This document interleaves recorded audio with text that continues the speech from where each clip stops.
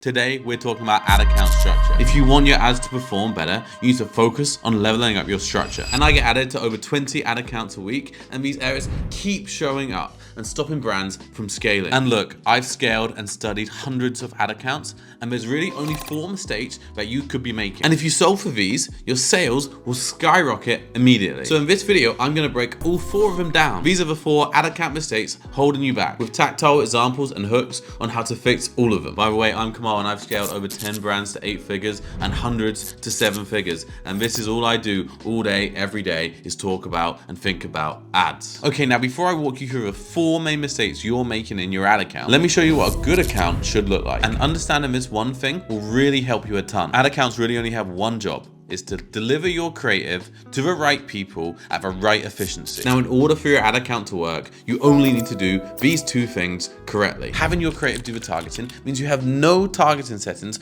on inside of the ad account, but instead you create content talking directly to the customer with the ads they like to watch. And targeting the right CPA based on your contribution margin is literally just checking whether your bank balance is going up or down. If your ads are performing, you should be making more money. So all your ad account needs to do is drive those 2 points home. If you do those 2 things, you will win. I guarantee your ad account will work. Now, of course, the $1 million question is this: how do I make sure that every time I make an ad, my ad account does those 2 things? And this is really where the 4 horsemen of ad account mistakes come in. And the reason ad accounts flop and don't get good results is probably because you're doing 1 or more of those 4 things. And if you fix all 4 of these, you'll be good to go. All right, the first mistake is interest-based targeting. And the good news on this one, it's the easiest to fix. And what I mean when I say interest-based targeting is when you go and set your audience in Ads Manager, you select interest to target your audience. Okay, let's visualize this. If you're selling wallets for men and you're going into your interest targeting settings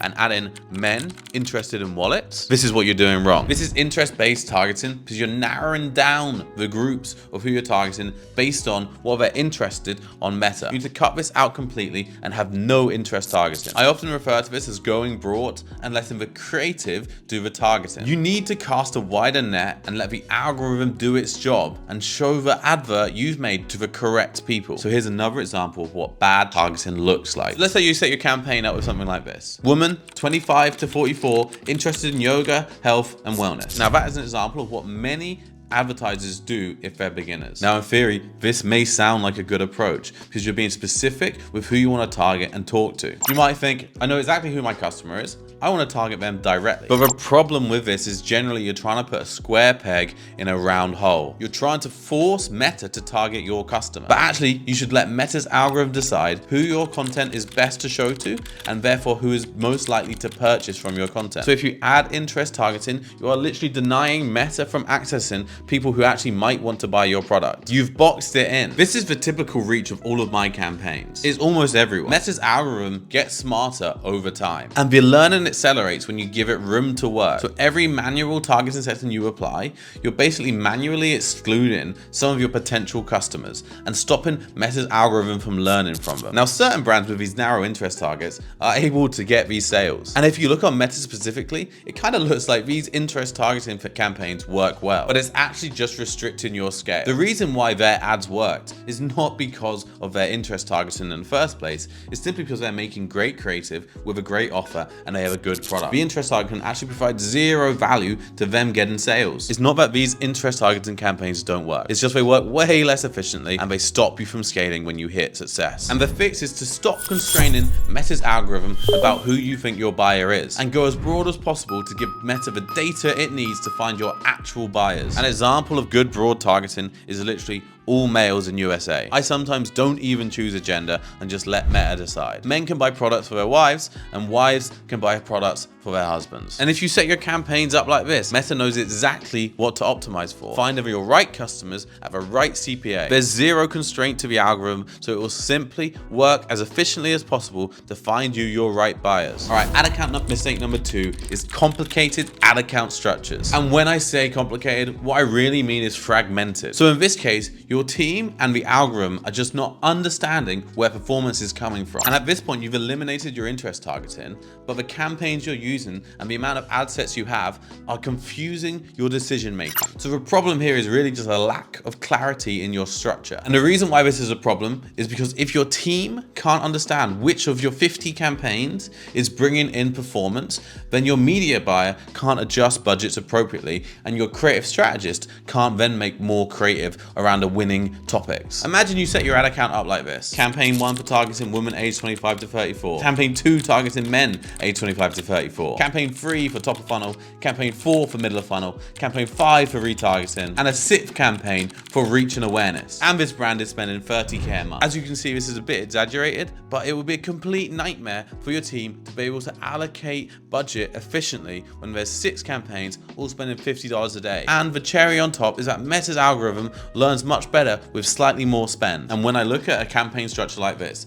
it's clear the media buyer is trying to target the right audiences in the right way. But in 2025, you simply just need simple campaign structures and complex, diverse range of creative, and that will allow you to target more people at different stages of the awareness funnel. And this is just a simple classic data confusion issue. It's almost certainly down to human error. For that exact same ad account, you could structure your campaigns like this. One CBO, and you put all of your ads in there. You make top of funnel ads, middle of funnel ads, bottom of funnel ads, awareness ads, and Meta will literally talk to the people if you're making the ads properly. And then you simply move your budget up and down, and that is your only budget control. And you base your decisions off how much contribution margin you gained and lost. So you see how just changing your structure slightly, simplifying it, makes it way easier for you and your team to understand what's working well, letting Meta allocate the spend to the correct creative. The algorithm has so much more data in this case and significantly less input from a media buyer, which often can hinder with performance. Also, with this structure, it is really hard to make a mistake. Now, the tactics for how to improve consolidation is really about being a better media buyer. You want to use fewer campaigns, but you do want to have separate campaigns for products with different margins. The reason for that is because different margins have different target CPAs, and most of the time, Meta will optimize for highest volume. So therefore, it will try and get the cheapest CPA possible, even though that product might bring you less profit. All right, the last tip for consolidating and proofing your campaigns is this. And you look at just for campaigns in isolation. Ask yourself this question: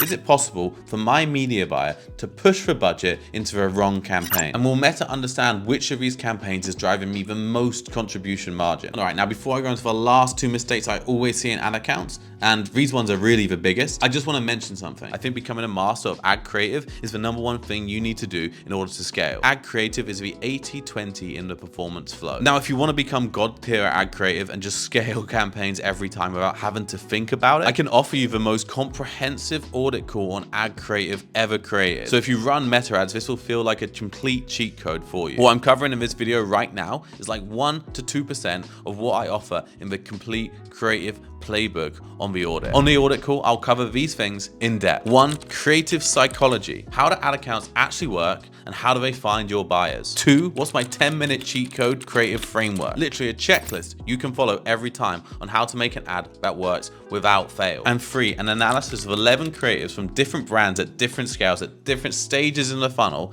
and analyzing why the good ones are good and the bad ones are bad. I've also audited over 400 ad accounts from structure, creative, budget, targeting, everything to do with it. And I built a system for analyzing those ad accounts and finding where the creative holes are needed to scale those ad accounts. I literally went out and found the top ads from every niche in history and analyzed why they worked and how they performed. And then I extracted that into a framework which you can copy today. Also in this audit call, I'll teach you the methods on how I learned to steal the best ads possible and apply those frameworks to your business. Like I said, my goal is to make this the undisputed god tier creative audit. So if you like my videos and you like this video, then book in a call, because this creative audit is going to be the way you can go from 0 to 100 as quick as possible. You can book a call here or in the link in the description. All right, ad account problem number 3 is awareness levels at small scale. And at this point, you've solved for the first 2. So you've eliminated interest targeting and you've maximized consolidation, so your ad account knows exactly who to target and when. The problem number 3 is awareness campaigns at small scale. It means you're optimizing for awareness when you actually need sales. So you know what the campaign is doing, but it's not making you sales. Now there's 2 really easy ways to solve this problem. The first way is to set a spending threshold for when awareness campaigns become valuable. Most people think they should set campaigns up like this. We need brand awareness to drive future sales. The problem is this opens a door in the advertiser's mind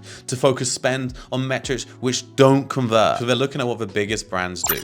They run awareness and they're thinking, we want to be them, we need to emulate them. But they didn't do awareness campaigns to get to that level. They do it now they're there. But when you're a small brand, if you have a campaign which isn't bringing in sales or revenue, you're eventually going to have to stop spending money. They're going to put less budget, they're going to put less and less budget in the next campaigns and eventually stop running ads. This is the awareness problem. The advertiser doesn't feel like what's coming next will be profitable for them. So to solve this problem, all you have to do is set your campaigns conversion objective only. So instead of saying we need top of funnel awareness campaigns to get awareness, you should be saying I'm going to spend $100,000 a month profitably, and that will bring me enough awareness. So when you do this, your campaign is optimized for you to be able to spend more and then naturally grow brand awareness. And if you have profitable campaigns, you're going to spend more and therefore you're going to gain more brand awareness. The second way to solve to awareness is frame your campaigns around expected revenue. There are two types of campaigns, awareness and conversion. Both of these offer solutions to a business goal, and that business goal is revenue. Building brand awareness is a nice to have, and hitting revenue targets is a need to have. So if you frame your campaign